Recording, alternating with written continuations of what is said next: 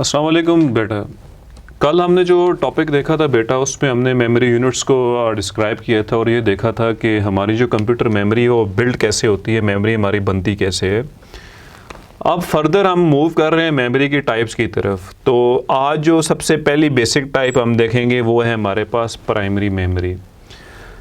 Primary memory बेटा आप ऐसे समझ लें कि जैसे आप अपने दिल के सिवा, मतलब आपकी बॉडी जो है ना उसका कोई मकसद नहीं है, इसी तरह आप समझ लें प्राइमरी मेमोरी के बगैर कंप्यूटर का प्रोसेसिंग के साथ कोई ताल्लुक़ नहीं हो सकता। अगर कंप्यूटर ने कोई भी डेटा प्रोसेस करना है, अगर कोई भी इंस्ट्रक्शन को एग्जीक्यूट करना है, तो उसके लिए प्राइमरी मेमोरी रिक्वायर्ड है। अगर कंप्यूटर की प्राइमरी मेमोरीज प्रॉपर नहीं है, वर्क नहीं कर रही, तो बेटा आपका कंप्यूटर काम नहीं करेगा। अगर इसकी जो आगे सेकंड टाइप हम पढ़ेंगे वो सेकेंडरी मेमोरी है। सेकेंडरी मेमोरीज में थोड़ी कंसेशन आपके पास ये ज़रूर होती है कि अगर आपकी सेकेंडरी मेमोरी फेल हो चुकी है लेकिन कंप्यूटर आपका चलेगा, ज़रूर काम ज़रूर करेगा। लेकिन primary memories are the most basics and important memories in a computer that are used to hold data and instructions while the processing of data and instructions from computer और प्रोसेसर। जब भी कंप्यूटर या processor data या instruction को process कर रहा होता है उसके लिए प्राइमरी मेमोरीज जो है बेटा वो मस्ट रिक्वायर्ड है। अगर आप रैम की बात करें तो RAM stands for random access memory. RAM कहते हैं जी रैंडम एक्सेस मेमोरी को। अगर आप बेटा बेसिक स्ट्रक्चर पे अगर मैं जाऊँ कंप्यूटर के, तो आपको मैं ज़रा ये ड्रा करता हूँ डायग्राम, ताकि आपको ये चीज़ें सारी प्रॉपरली क्लियर हों। ये मेरे पास आ जाती है बेटा इनपुट यूनिट। इनपुट यूनिट के बाद बेटा यहाँ पे मैं एक इस तरह से एक बना लेता हूँ। इनपुट यूनिट आपके कंप्यूटर को इनपुट देती है। यहाँ पे बेटा आपकी आ जाती है जी प्राइमरी रैम, जो कि आपकी रैंडम एक्सेस मेमोरी है, और यहाँ पे इसके साथ अटैच होती है आपकी आउटपुट यूनिट।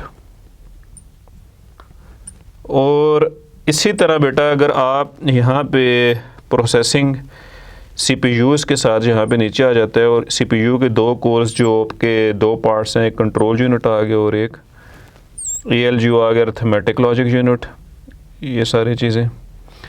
और ये आपकी आ गई रैम जो इसके साथ अटैच है, और ये जो आपकी रैम है इसके साथ ही आपका जी सेकेंडरी स्टोरेज अटैच है। ठीक है बेटा। अब आप देखें जी, मैं अब आपको रैम की इम्पोर्टेंस बताता हूँ।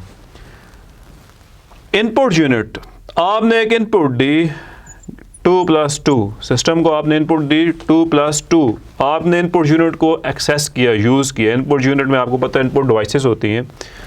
आपके इनपुट जो है बेटा सबसे पहले जिस लोकेशन के ऊपर या जिस पॉइंट के ऊपर अपलोड होती है, अपडेट होती है, that is your RAM. Computer के अंदर इनपुट सबसे पहले बेटा कहाँ पे आती है? आपकी रैम के अंदर। RAM is a random access memory.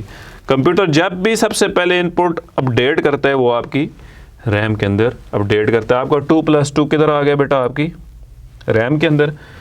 अब आपकी ये जो रैम है, सेंट्रल प्रोसेसिंग यूनिट जो है CPU, ये आपकी सबसे पहले यहाँ पे देख रहा है रैम के अंदर कोई इसके पास इनपुट पड़ी हुई है। अगर पड़ी हुई है तो वो कंट्रोल यूनिट को फॉरवर्ड करता है, और कंट्रोल यूनिट अगर कैलकुलेशन हो तो उसको अरिथमेटिक लॉजिक यूनिट को फॉरवर्ड करता है। ये हम फर्स्ट चैप्टर में पढ़ चुके हैं। तो ये 2+2 का रिजल्ट क्या होता है? 4।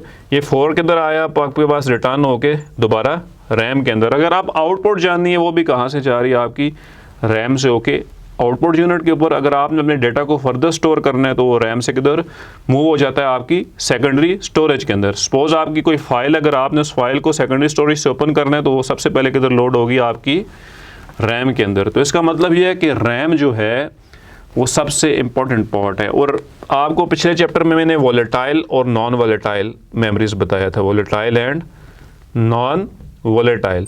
तो अगर आप रैम की बात करेंगे बेटा तो RAM is a volatile memory. RAM क्या है बेटा? हमारे पास वॉलेटाइल मेमोरी है। क्यों? Because it holds data and instructions temporary. कैसे? सपोज आपने अपने कंप्यूटर के अंदर बेटा कोई MP4 वीडियो ओपन की हुई है, सपोज कोई आप नात सुन रहे हैं, ठीक है। अब क्या है, ना सुनते सुनते ऐसे हुआ बेटा लाइट ऑफ हो गई, तो जब आप कंप्यूटर को दोबारा ऑन करते हैं तो क्या जिस पॉइंट पे आपकी वो नात ऑफ हुई थी, क्या उसी पॉइंट से आगे, उसी जगह से आगे वो प्ले हो रही होती है? नहीं। क्यों? क्योंकि उस टाइम में वो जो आपकी इंस्ट्रक्शन थी, वो जो डेटा था, वो जो आपकी नात वीडियो थी, वो कहाँ पे थी? आपकी वोलेटाइल मेमोरी रैम के अंदर थी। ये डेटा को टेम्पररी होल्ड करके रखती है। तो ये बेसिकली बेटा बेसिक कंसेप्ट है आपका किसका? रैम का है। उसके बाद बेटा अगर आपके पास जो नंबर 2 आ जाता है वो है हमारे पास बेटा रोम। उसके बाद हम बात करते हैं किसकी बेटा?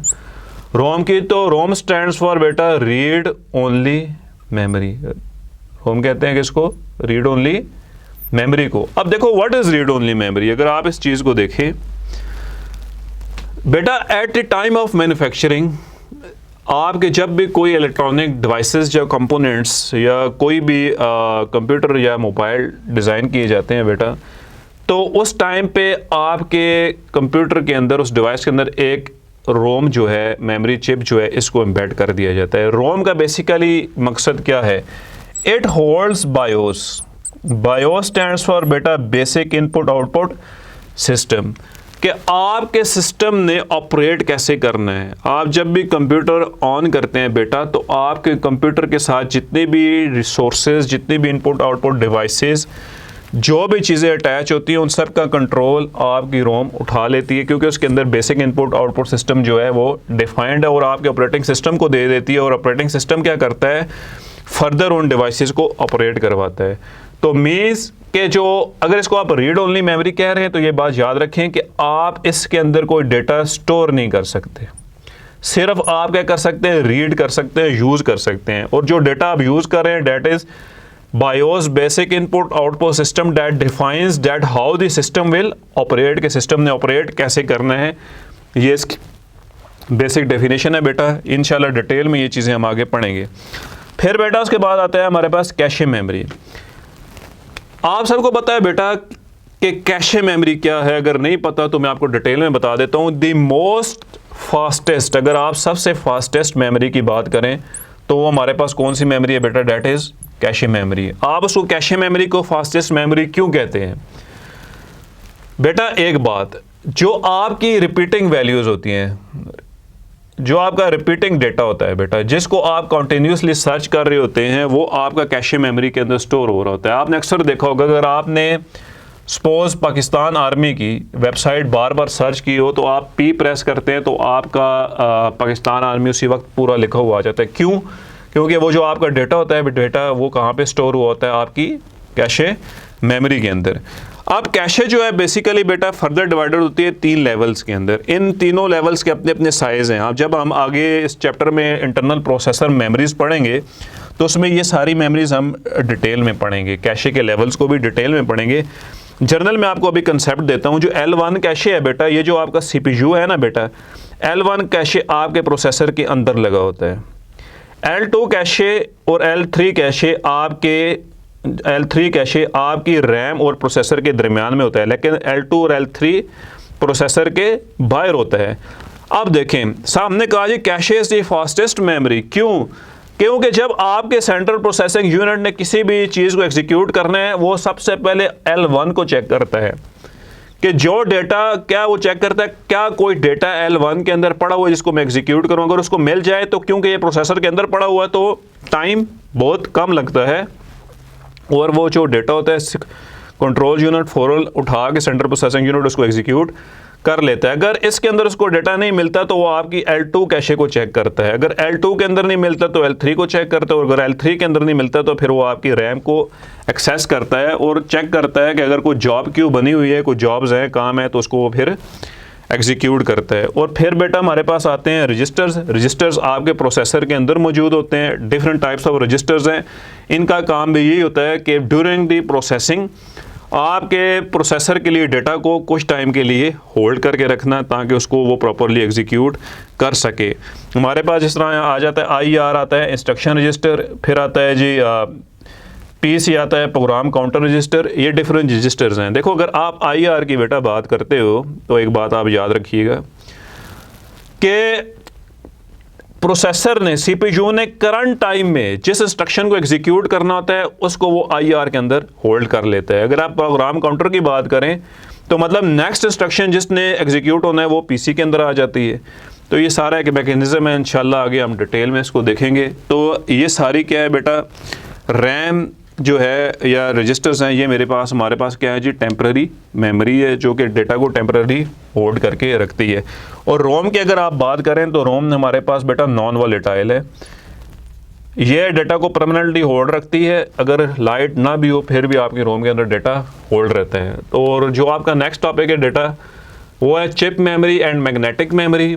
चिप मेमोरीज आपको पता है जिस तरह आपकी USB ड्राइव्स या मेमोरी कार्ड्स हो गए या माइक्रो चिप्स होगी, और मैग्नेटिक मेमोरीज़ के अंदर जो हार्ड डिस्क वगैरह उनका कंसेप्ट फॉलो होता है। इन दोनों टॉपिक्स को एक्सप्लेन करने के लिए बेटा मैंने इस वीडियो के साथ, इस लेक्चर के साथ एक बहुत अच्छी वीडियोस अटैच की हैं जिसके अंदर आपको प्रॉपरली ये बताया जाएगा कि ये मेमोरीज बिल्ड कैसे होती हैं और ये डेटा को प्रोसेस कैसे करती है। मेमोरी बिल्ड कैसे होती हैं और डेटा की प्रोसेसिंग कैसे करती है।